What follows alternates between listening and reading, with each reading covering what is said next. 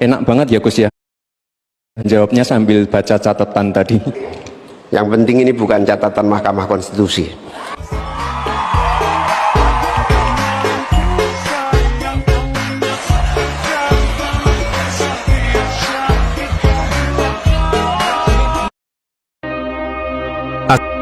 Assalamualaikum warahmatullahi wabarakatuh.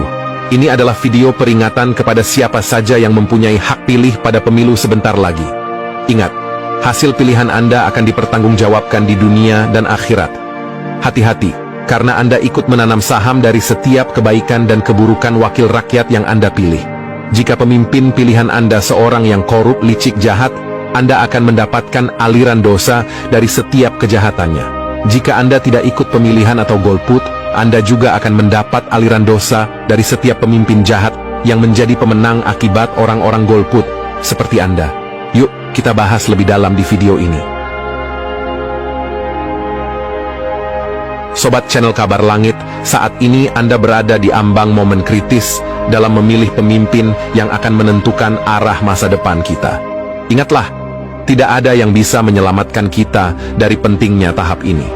Proses pemilihan ini bukan hanya sekedar formalitas, melainkan sebuah tanggung jawab besar yang harus dijalankan dengan penuh kesadaran dan kewajiban kepada Allah.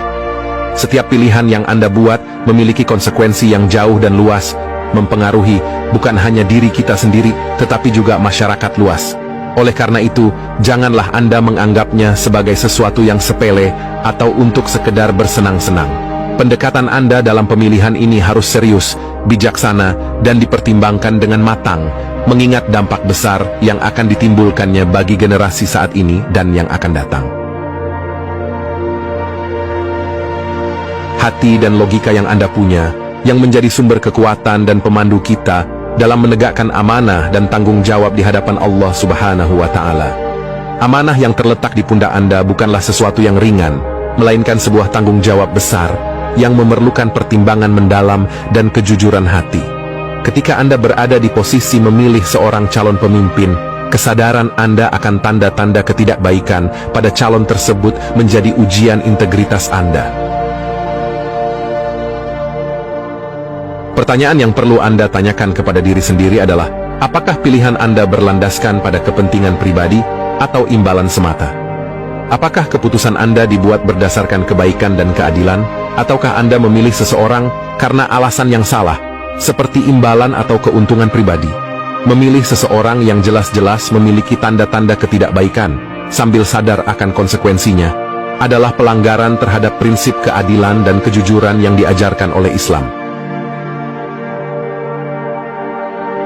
Ingatlah, setiap keputusan yang kita buat di dunia ini akan dimintai pertanggungjawaban di hadapan Allah Subhanahu wa Ta'ala. Oleh karena itu, sangat penting untuk memastikan bahwa setiap pilihan yang kita buat, terutama dalam hal yang sebesar memilih seorang pemimpin, harus didasari oleh niat yang tulus, keadilan dan kebaikan bersama, bukan oleh keinginan atau keuntungan pribadi. Ini adalah amanah yang harus kita pikul dengan penuh kesadaran dan tanggung jawab, agar kita dapat berdiri dengan kepala tegak di hadapan Allah pada akhirnya. Mati khianat kepada Allah Subhanahu wa Ta'ala dan agamanya adalah sebuah perbuatan yang serius dan memiliki konsekuensi yang mendalam. Sebagai seorang yang telah memberikan suara dan kepercayaan kepada seorang pemimpin, Anda memiliki bagian tanggung jawab dalam setiap tindakan yang dilakukan oleh pemimpin tersebut.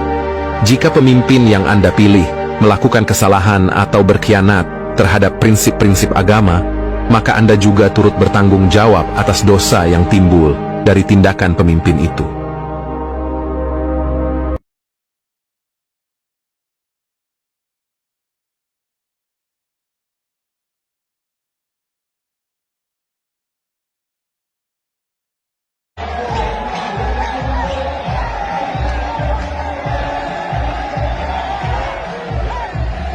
Jogetnya sih bagus, dari segi koreografi bagus, terus dari mulai gerakan tangannya itu juga bagus, terus liukan badannya juga bagus, loncat-loncatnya juga bagus, pokoknya jogetannya itu bagus.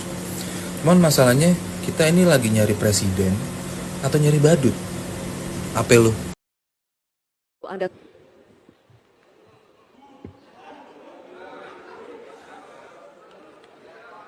Saya lagi nyari jawabannya Prof. Mahfud.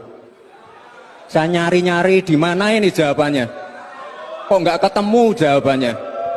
Saya tanya masalah inflasi hijau kok malah menjelaskan ekonomi hijau. Prof. Mahfud, yang namanya greenflation atau inflasi hijau itu ya kita kasih contoh yang simpel aja.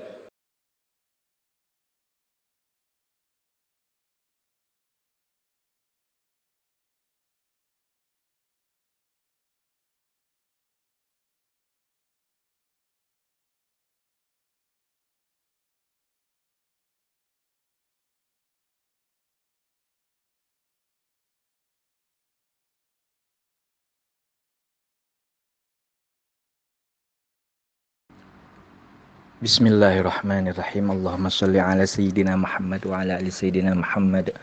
Alhamdulillahi Rabbil Alamin. Adada khalqihi wa ridha nafsi wa zinata arsyi wa midada kalimati. Hari Senin tanggal 22 Januari 2024 atau 10 awal bulan Rajab 1445 Hijriyah. Inti dari pemilihan umum Pilpres, pemilihan Presiden Republik Indonesia per 2004 kalau nggak salah, awal mula pemilihan langsung itu intinya adalah umat Islam khususnya dan umat manusia pada umumnya di dalam bangsa Indonesia dan sebagai umat Islam terbesar di dunia ini, bangsa Indonesia ini populasi penduduknya adalah mayoritas muslimin terbesar di dunia ini.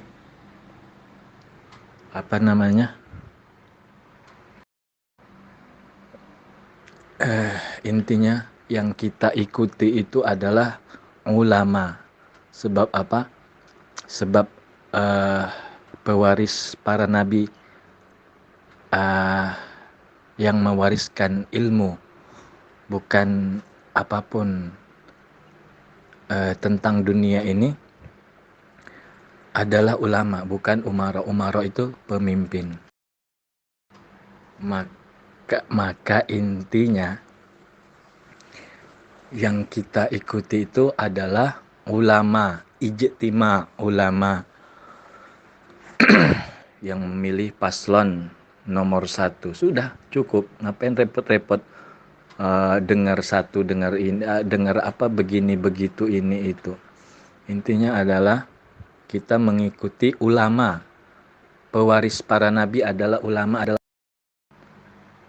Ulama adalah pewaris para nabi. Dan jangan sembarang mengikuti ulama. Sebab apa? Sebab ada dalilnya bahwa ulama atau ulama buruk, ulama jahat, ulama dunia lebih berbahaya dari fitnah Dajjal. Bayangkan, fitnah dunia ini yang lebih besar itu fitnah Dajjal yang belum kita naudzubillah wal iyadzubillah. Dan ulama lebih berbahaya dari fitnah Dajjal. Bayangkan kalau kita mengikuti sembarang ulama dan mudah saja mengaku ulama. Dan di dalam Al-Quran telah jelas bahwa yang takut kepada Allah Subhanahu wa Ta'ala hanyalah ulama. Maka ijtima ulama yang kita ikuti.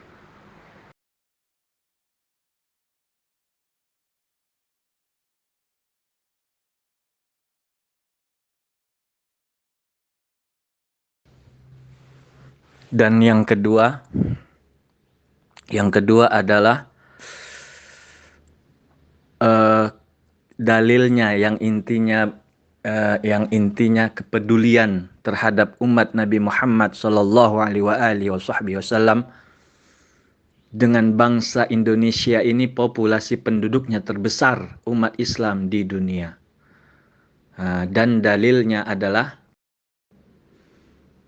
Siapa yang tidak peduli dengan intinya, siapa yang tidak peduli dengan urusan umat Islam, maka tidak termasuk golongan atau umat dari Nabi Muhammad sallallahu alaihi wasallam. Na'udzubillah tsumma na'udzubillah wal iyadzubillah. Jadi apa namanya? Bayangkan di hari kiamat kelak, di hari kebangkitan kelak. Syafa'atul kubra, syafaat besar oleh Nabi Muhammad sallallahu alaihi wasallam untuk seluruh umat manusia. Bayangkan, untuk seluruh umat manusia, bukan khusus umat Islam yang mendapatkan syafaatul kubra, syafaat agung dari Nabi Muhammad sallallahu alaihi wasallam dan dari yang maha agung Allah Subhanahu wa taala jalla jalal wahdah. Mengapa disebut syafaatul kubra Nabi Muhammad sallallahu alaihi wasallam? Menurut pemahaman al-fakir ilallah dalam segala hal pribadi ini adalah syafaat Nabi Muhammad sallallahu alaihi wasallam dengan hari Jumat sebagai hari kiamat, pembatas antara langit dan bumi, dunia menjadi langit dan bumi akhirat, yaitu 50.000 tahun lamanya.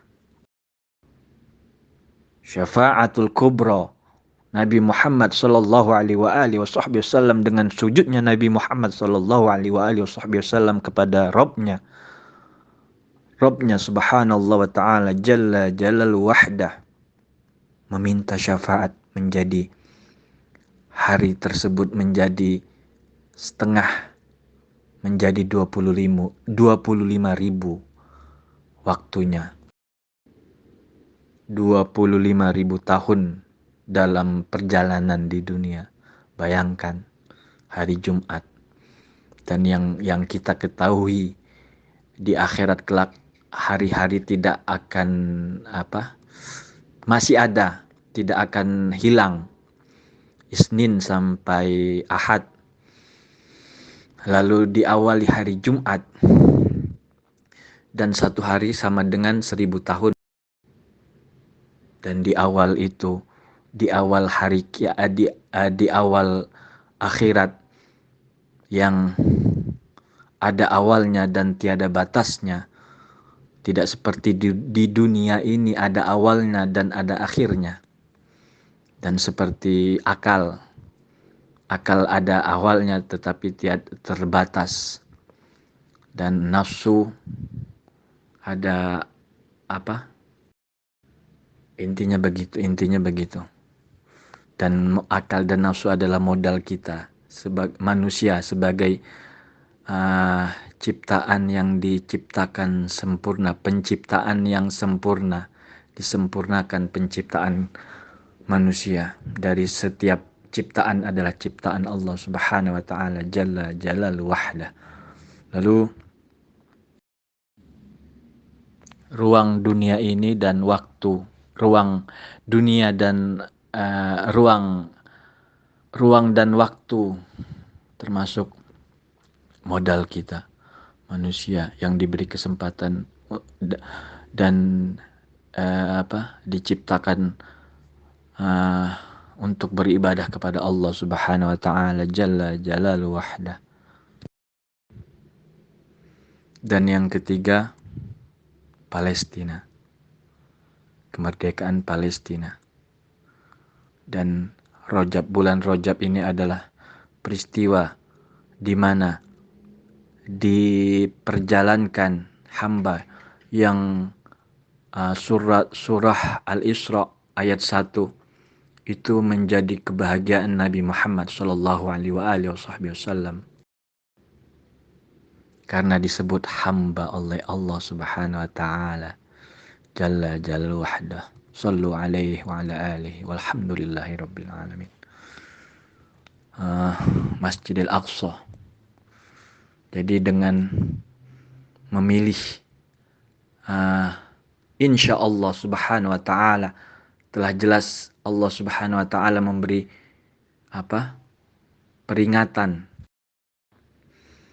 untuk orang-orang beriman, agar memilih pemimpin. Jangan dari Nasrani, Yahudi dan Nasrani. Surah Al-Maidah ayat 51. Jadi yang jelas keimanannya telah jelas ada pada Abah Pak Anies Rashid Baswedan, hafizahullah, hafizahullah, hafizahullah.